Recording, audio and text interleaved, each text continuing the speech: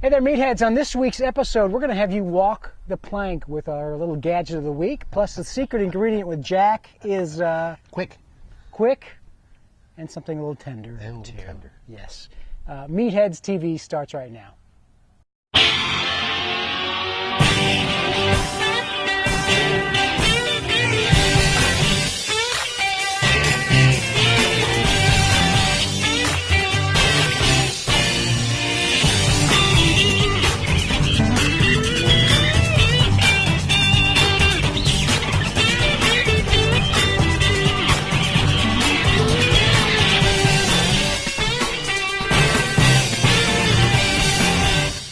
That's a good secret. From the low country of South Carolina, the barbecue capital of America. The birthplace, Bill. It's Meatheads TV, episode 6. Actually, I went to a restaurant this weekend, the Palmetto Pig, and they had a big thing, and we were talking about the birthplace of barbecue. They had a big sign cut out all about this being, we're in Mount Pleasant, South Carolina, being like the central point. So this is the birthplace. Another beautiful night in Mount Pleasant, South Carolina. We didn't even know we had the authority, but we do. You cook any good meat? I didn't cook meat this week. How about you, Bill? Did you cook some meat? I did a little. Actually, I used the secret ingredient that we're going to have a little later on. Get out of here. It's actually kind of weird, and maybe it was a mistake, but I did a slow cooker brisket. And it worked out pretty good. Good. I'm actually, since we're the tradition. I'm actually. Here's the tradition is changing. Tony's got his. I don't. The rule is you need to subscribe or else I can't imbibe.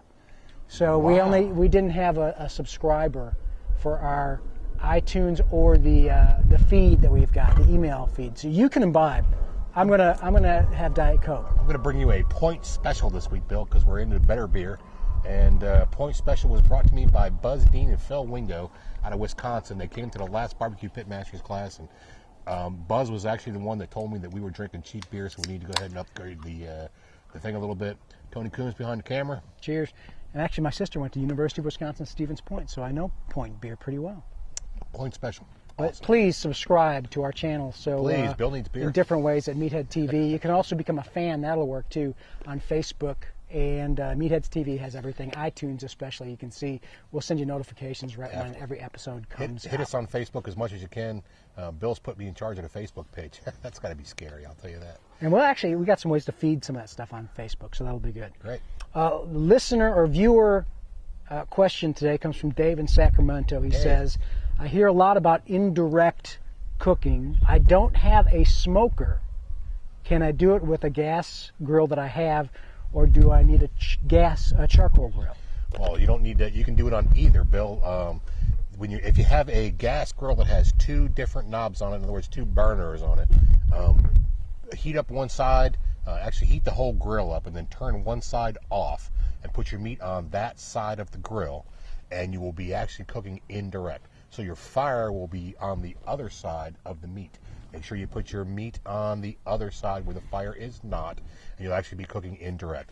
And then you can add your pellets to it, or your package, or your chips, or whatever, and put that on the fire side, and then your meat will actually cook indirect. Even with a Weber, you can do that, because you just move the charcoal out to the side. They're kind of made to do that. And I did it before I ever got the smoker. I used the gas grill, and it worked really good. Some of them really do a perfect job. You can just light the last burner, get a smoker box so you get the smoke, and that's right. I've made some great ribs on a gas grill. It's a wonderful technique. Certainly, everybody thinks that you need to cook barbecue at 220 degrees or 230 degrees, but certainly you can cook Boston butts or any of those larger cuts of meat at a higher temperature, and it won't affect your outcome much in the end. Yeah, you can do it pretty good with that indirect. Yeah, it's a great technique, and I use it often. I don't use a gas grill all that often, but when I do use a gas grill, that's the technique that I use. And actually, the indirect works nicely into our website of the week, tvwb.com. What is that? That's the Virtual Weber Bullet, Bill, and I'll tell you what, if the Virtual Weber Bullet is actually a common name, if you want to call it that, for the Weber Smoky Mountain. Weber Smoky Mountain is a nice little cooker, inexpensive, but the TVWB has everything that you need to know about cooking barbecue, cooking anything on a grill, on a bullet type of smoker. And it can be applied to other smokers. The website is actually all focused on the bullet. Is that the Smoky Mountain cooker? The Weber Smoky Mountain is what they call the Weber bullet, and Weber makes a fine product. You can use their regular charcoal grill. The Weber Smoky Mountain bullet is a great little cooker that has two sizes now, a 17.5 and a 22, and the 22 is good for. And people win tournaments with those. Got beat in Myrtle Beach, South Carolina, a couple of weeks ago by a Weber Smoky Mountain Weber 22. TVWB.com. And actually, I've got Brinkman's, which I think I would recommend a Weber. We need Weber to sponsor this program. Absolutely. Weber, that's your Weber. cue. We're ready for you. TVWB.com. Check them out today, and we'll put the link. The virtual Weber bullet. Right up there. All right, our secret ingredient is coming up in just a few minutes, and I think it's a controversial one. It is controversial. Stick around for that. There's no doubt about it. This week, our grilling gadget is not really a gadget again as much as, well, it's not something with moving parts. This is it's a tool. Actually, for a while, I got this as a gift. I thought it was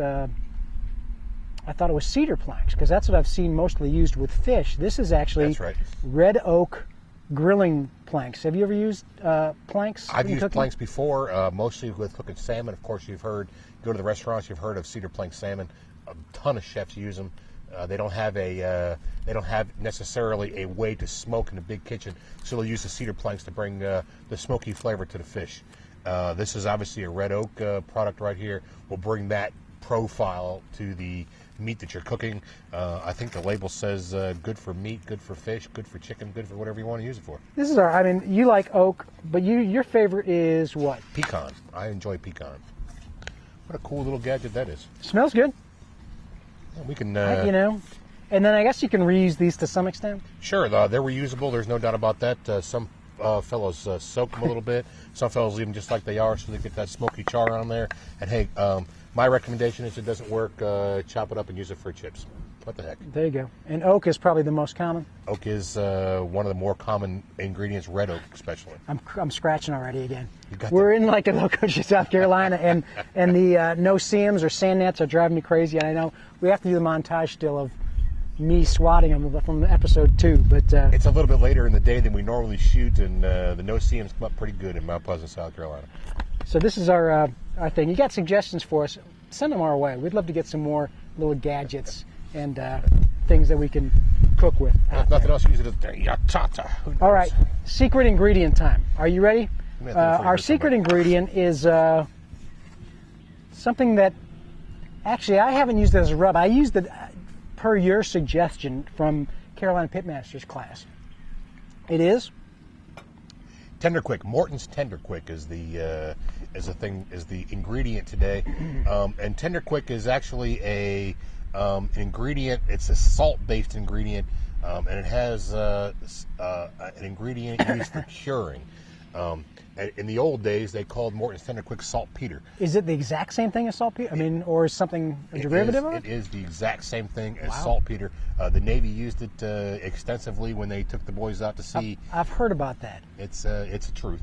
And Tender Quick brings a pink color to your meat. And it's a wonderful tool. You can use it in your rub. You can create a smoke ring on your meat. And that's the biggest thing, because I used it as an injection to go in the injection of the whole hog. Right. And it helped me get a little.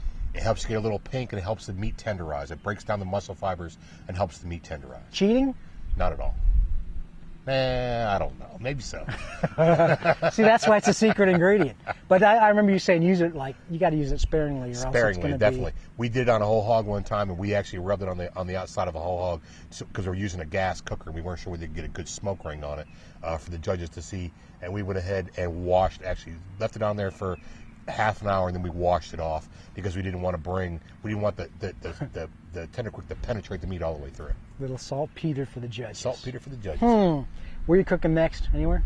We're going to be in Tryon, North Carolina. That's our next big trip, big KCBS contest in Tryon, North Carolina. We are looking forward to it, being in the foothills of North Carolina for a big contest.